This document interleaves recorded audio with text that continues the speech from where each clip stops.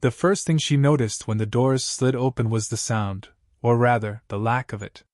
The showroom absorbed noise the way thick carpet absorbs footsteps. Conversations softened without instruction. Laughter became polite. Even the air felt curated, expensive, filtered.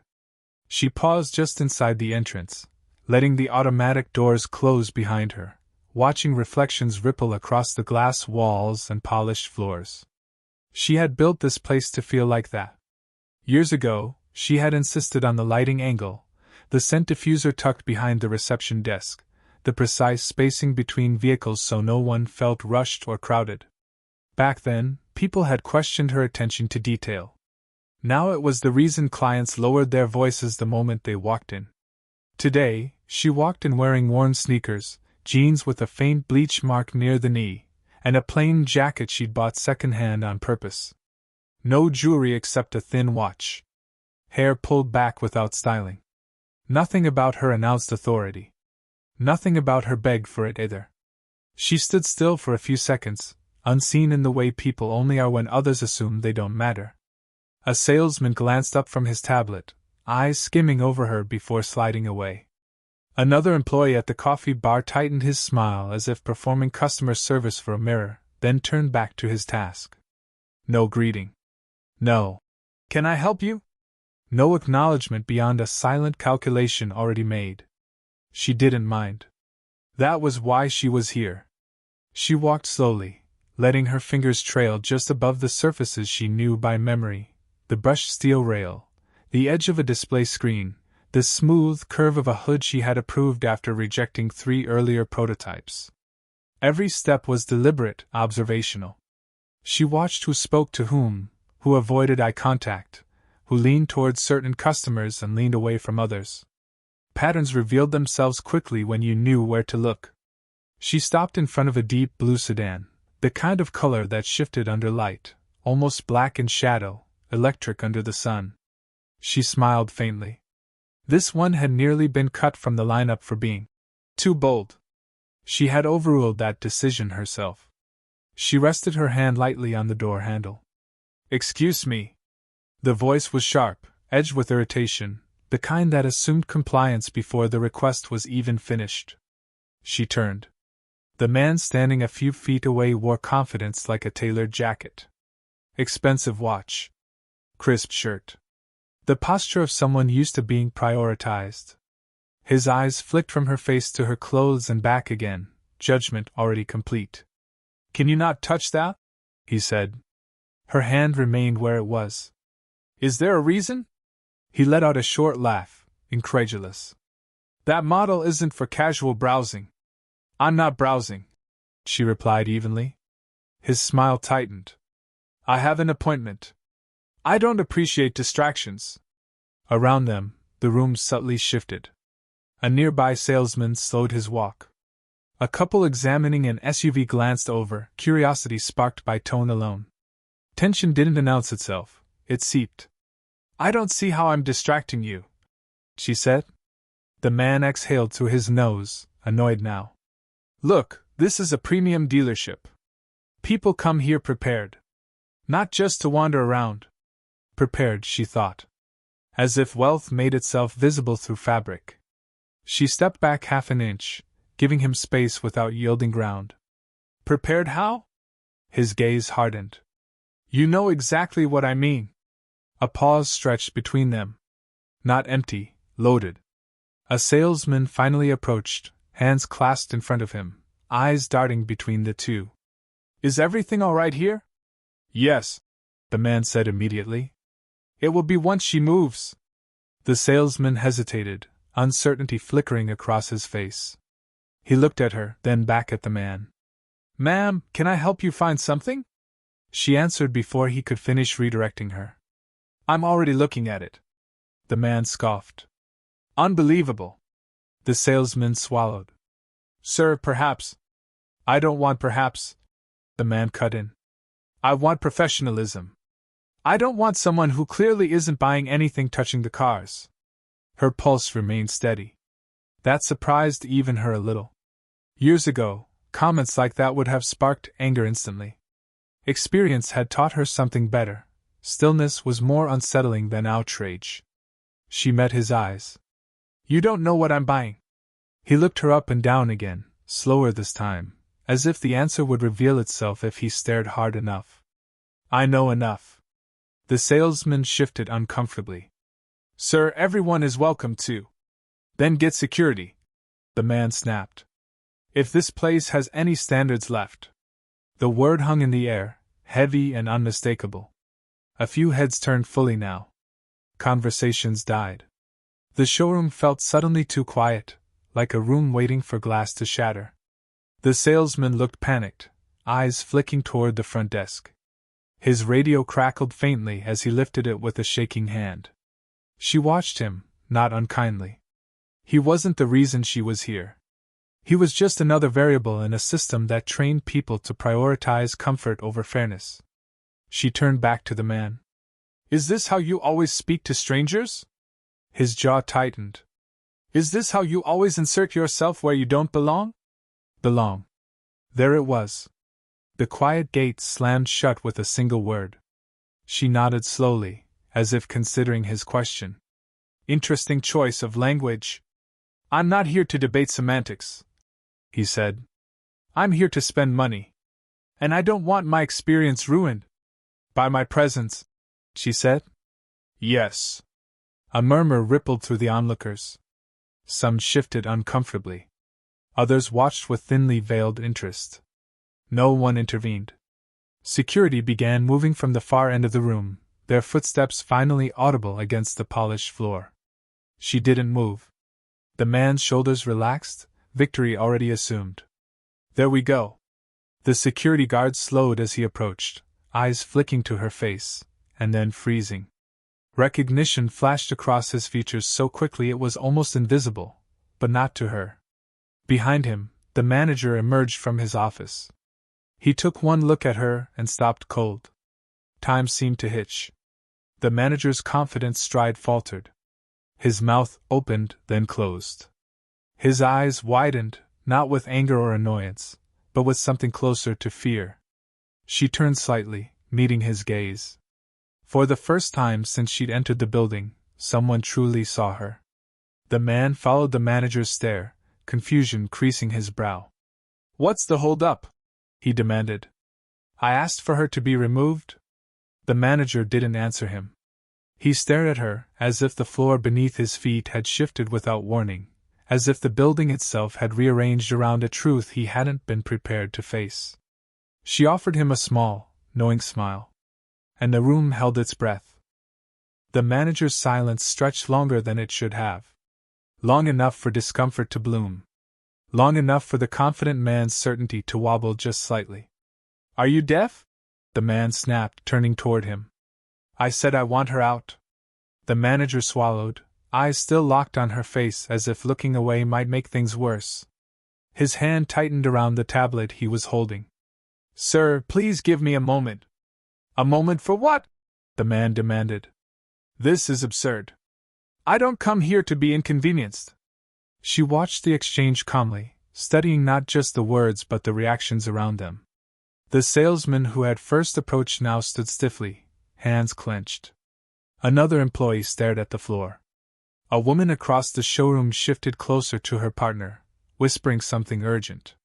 The manager finally looked at the man, forcing a professional smile that didn't hide the tension in his jaw. Sir, perhaps we can move this conversation somewhere more private. No, the man said flatly. I'm not the problem here. He turned back to her, eyes sharp with irritation. You enjoy this? Making a scene? I didn't raise my voice, she replied. You did. A ripple of murmurs moved through the onlookers. The man's face flushed. Don't twist this around. You know exactly what you're doing. What am I doing? She asked. Provoking, he said. Trying to embarrass me. She tilted her head slightly. By existing? The words landed harder than she'd intended. Not loud, not dramatic, just precise. The kind of question that forced people to confront their own logic. The man scoffed, but his laugh came out strained. This is unbelievable. Manager, if you don't handle this now, I'll take my business elsewhere. The manager's lips parted, then pressed together again. His gaze flicked briefly to the security guard, who stood uncertainly nearby, waiting for instruction that hadn't come. She took a slow step forward, not toward the man, but toward the center of the room, drawing every eye with her movement. Her posture was relaxed, shoulders back, chin level. She didn't look angry. She looked composed. I have a question, she said, addressing the room as much as him. If I were dressed differently, would this conversation be happening? No one answered. The man crossed his arms. This isn't about clothes. Then what is it about? She asked. He hesitated, just for a fraction of a second. Enough. Look, he said, lowering his voice as if offering reason. This place caters to a certain clientele. That's just reality. She nodded slowly. And what does that clientele look like to you? The manager inhaled sharply, as if bracing for impact. The man waved his hand vaguely. You know. People who belong. There it was again. She let the silence stretch this time. Let it press against him, against everyone listening. She could feel the shift happening, not in his mind, but in the room. Discomfort spreading. Awareness blooming. Belonging isn't about appearance, she said quietly. It's about respect. He rolled his eyes. Spare me the lecture. She turned to the salesman who had first ignored her. When I walked in, did you think I couldn't afford anything here? The question startled him. His mouth opened, then closed. I didn't. It's okay, she said gently. Just answer honestly.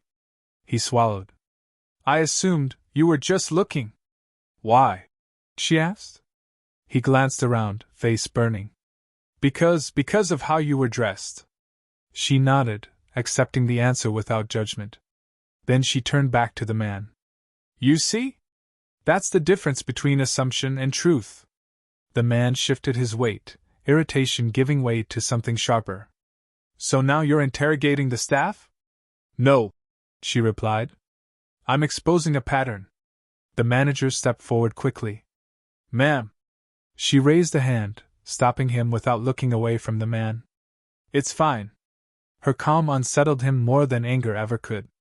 You don't get to stand here and accuse people, he snapped. This is my time you're wasting. Time is valuable, she agreed. So is dignity. He laughed bitterly. You really think you're making some kind of point? I know I am, she said. Security shifted again, uncertain. The manager's face was pale now, beads of sweat forming along his hairline. He leaned closer to the man, lowering his voice. Sir, I strongly suggest we de-escalate. The man shook him off. I'm not leaving until this is resolved. She watched the manager carefully. He was at war with himself, authority battling fear, protocol colliding with recognition. She decided not to rescue him yet. Instead, she reached into her jacket pocket slowly. The movement caught everyone's attention. The man's eyes narrowed. What are you doing now? She didn't answer immediately. Her fingers closed around the smooth edge of the card she'd brought for this exact reason. Not as a threat. As a mirror. She pulled it out and held it between her fingers, not displaying it yet. You wanted standards, she said calmly. Let's talk about them. The man scoffed. I don't need a lecture from you. She turned to the manager at last, extending the card. Would you like to tell him who I am, or should I? The manager froze. The card rested in his palm now, its weight suddenly enormous. His eyes dropped to it, then widened. His breath caught audibly. Oh no, he whispered. The man frowned. What is it? What's wrong with you? The manager looked up slowly, dread and disbelief warring on his face. Sir, this woman. Spit it out, the man snapped. The manager straightened, voice trembling despite himself. She owns this dealership. The words seemed to knock the air out of the room. The man laughed, once. Too loudly. That's not funny. She met his gaze, unwavering. It wasn't meant to be. The manager nodded quickly. She's the CEO. A hush fell so deep it felt physical. The man's smile faltered. You're lying. She took a step closer, close enough now that he could see the certainty in her eyes. I built this company from the ground up. He searched her face desperately, looking for cracks, for signs of deception. That's impossible. Is it? She asked softly. Or is it just uncomfortable? The security guard stepped back instinctively. The salesman's knees looked ready to buckle. Someone gasped quietly. The man's confidence collapsed in real time. I didn't know, he said quickly. If I'd known. That's the problem, she interrupted. You shouldn't need to know. He opened his mouth, then closed it again. Words failed him now, scrambling for footing that no longer existed. She glanced around the room, taking in every reaction, every face. This is what escalation looks like, she said calmly. Not shouting. Not violence. Just the truth catching up. The man swallowed hard, sweat forming at his temples. We can forget this, he said. I'm still interested in buying. She studied him for a long moment, weighing something deeper than the transaction. Then she spoke, her voice steady, resolute. We're not finished. The tension didn't break. It sharpened. The room didn't erupt the way moments like this did in movies. There was no shouting, no dramatic gasp that broke the tension. Instead, everything slowed. People breathed more carefully. Bodies stilled as if movement itself might make things worse. The man stared at her like the floor had vanished beneath him. His mouth opened, closed, then opened again. That can't be right, he said, his voice thinner now, stripped of its earlier edge. You don't look like. He stopped himself too late. She didn't flinch. Finish the sentence, she said quietly. He shook his head, panic creeping in. I didn't mean it like that. Then how did you mean it? She asked. The manager stood rigid beside them, card still in his hand as if returning it might somehow undo what had already happened. Sir, he said carefully, everything she's saying is true. The man laughed again, but this time it was hollow. This is insane. I've been coming here for years. And I've been listening to reports from this floor for years, she replied. We both thought we knew this place. She turned slightly, addressing the people gathered around them. I came in today to see what numbers don't show. To see how decisions are made when no one thinks I'm watching. Her gaze returned to the man. Thank you for showing me. His face reddened. I apologized. You tried to explain, she corrected. Those aren't the same. He took a step back, suddenly aware of how many eyes were on him now. The roles had reversed so completely it felt unreal. Look, we can move past this, he said quickly. I was frustrated. Things were said. Things were believed, she replied. The salesman who had first ignored her shifted his weight, guilt etched across his face. Another employee wiped their palms on their trousers. No one spoke. She walked slowly across the floor, heels quiet, movements unhurried, as if the space itself belonged to her. Because it did. She stopped near the center of the showroom and turned back. I want to be clear, she said. This isn't about humiliation. This is about accountability. The man scoffed weakly. You're enjoying this. She shook her head. I'm disappointed. The word hit harder than any insult could have. She looked to the manager. How often do customers decide who belongs here before you do? The manager swallowed. We try to keep everyone comfortable. Everyone? She asked. He didn't answer. She nodded, as if she'd expected that. Comfort isn't neutrality, she said. It's a choice. The man rubbed his forehead. What do you want from me? She studied him for a long moment. Not with anger. With clarity. I want you to understand that the power you thought you had here was borrowed. He laughed nervously. Power? I just wanted to buy a car. No, she said softly. You wanted to be centered. You wanted your assumptions protected. The room felt heavier now, the weight of recognition pressing down. The security guard stood at attention, uncertain whether he was meant to escort someone out or simply bear witness. The man straightened, trying to reclaim something of himself. So what, you're going to ban me? Make an example of me? She didn't answer immediately. Instead, she turned to the staff again. Who decided no one greeted me when I walked in? No response. Who decided I wasn't worth your time until someone complained? She continued. A young employee near the back raised their hand slightly, then dropped it again, eyes downcast. She exhaled slowly. This isn't one man's failure, she said. It's a system that rewards silence. The man's voice cracked. I said I was sorry. She looked at him again. Sorry changes nothing unless behavior follows. He clenched his fists. You're ruining my reputation over one mistake. She met his gaze evenly. You tried to remove me from a space I owned because I didn't fit your image of success. That wasn't a mistake. That was a belief. The manager stepped forward, attempting to salvage the moment. We can offer you a private meeting, ma'am. A formal review. She shook her head.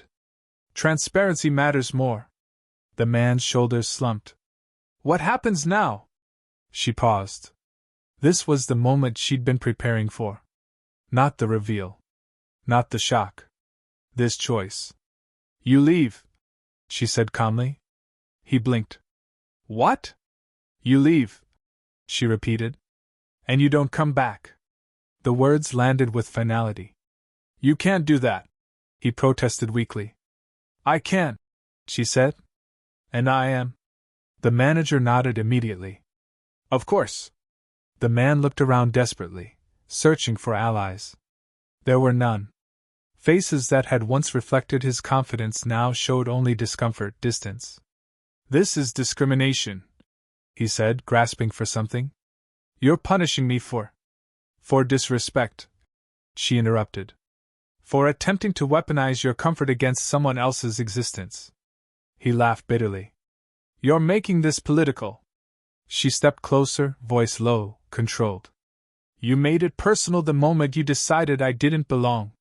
Silence swallowed his response. She gestured lightly toward the exit. Security will walk you out. The security guard moved immediately this time. As the man was escorted away, he looked back once, eyes filled with disbelief and something close to shame. The doors slid shut behind him, sealing the moment. The room remained still. She turned back to the staff. I don't expect perfection, she said. I expect awareness. She scanned their faces. If you see this happen again and choose comfort over courage, you are choosing a side. Heads nodded slowly. Some eyes shone with tears. Others burned with resolve. She walked back toward the blue sedan, resting her hand on the hood once more. The same salesman approached, hesitant. I'm sorry, he said quietly. She met his eyes. Do better, she replied. That's enough. He nodded, visibly relieved to be given a path forward. She reached into her pocket, retrieved her card from the manager's hand, and slipped it away. I didn't come undercover to punish, she said. I came to learn. The manager bowed his head. We'll fix this. She looked around the showroom one last time. It felt different now. Exposed. Honest. As she turned toward the exit, sunlight spilling in through the glass doors, the weight of what was coming settled into the room behind her. The reckoning wasn't over. It was just beginning. The doors closed behind the man with a muted hiss, and for a moment no one moved.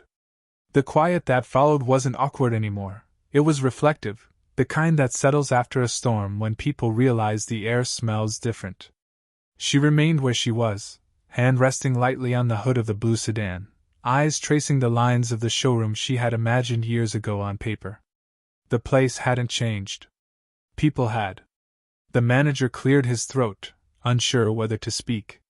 She sensed the hesitation and turned to face him. This isn't a performance review, she said calmly. And it's not a witch hunt. He nodded quickly, relief and tension warring on his face. Understood. She looked at the employees gathered nearby. Some stood straighter than before. Others still looked shaken. "I know this wasn't comfortable," she said. "That's the point." No one interrupted. "Comfort can make people lazy," she continued. "It convinces us that silence is neutral. It's not." She walked slowly toward the front desk, each step measured, unhurried. People instinctively made space for her now, not out of fear, but respect. That distinction mattered. "When I started this company," she said, "I promised myself I wouldn't build a place where worth was measured by appearance or assumption. Today showed me we still have work to do." The salesman who had ignored her earlier stepped forward again, shoulders squared. "I'd like to say something," he said, voice steady but earnest. She nodded. "Go ahead." "I was wrong," he said simply. "I judged you. I won't do that again." She held his gaze, then inclined her head. "Thank you for saying it out loud. That mattered too." She turned back toward the entrance, sunlight spilling across the floor. Outside, traffic moved as usual. The world hadn't paused for this moment. It never did. Change happened anyway, quietly, in rooms like this. As she reached the door, the manager hurried after her. "Ma'am, please. There's more we can do. Training, policy reviews, anything you want." She paused, hand on the door handle. "Start by listening," she said. "Then act like it." He nodded deeply. "We will." She stepped outside, the warmth of the day wrapping around her. She took a deep breath, feeling the weight of the encounter settle into resolve rather than exhaustion. She had expected anger. What she felt instead was clarity. Her phone buzzed in her pocket. She ignored it for a moment, gazing back through the glass at the showroom. People were already moving differently, standing closer together, speaking in lower tones, aware of themselves in a way they hadn't been before. She knew this wouldn't fix everything. It wasn't meant to. Moments like this weren't solutions, they were sparks. She answered the phone as she walked toward her car parked down the block. "Yes," she said simply. A familiar voice responded, brisk and curious. "How did it go?" She smiled faintly. "Exactly how it needed to." She hung up and slipped into the driver's seat, hands resting on the wheel. For a brief second, she allowed herself to feel the ache beneath the composure, the old memories stirred by being dismissed, underestimated, told she didn't belong. Then she started the engine. Back inside the dealership, the ripple effects continued.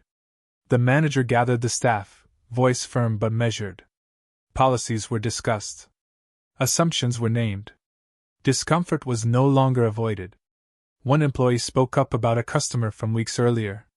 Another admitted to looking away when comments crossed lines. Each confession loosened something tight and unspoken. It wasn't absolution.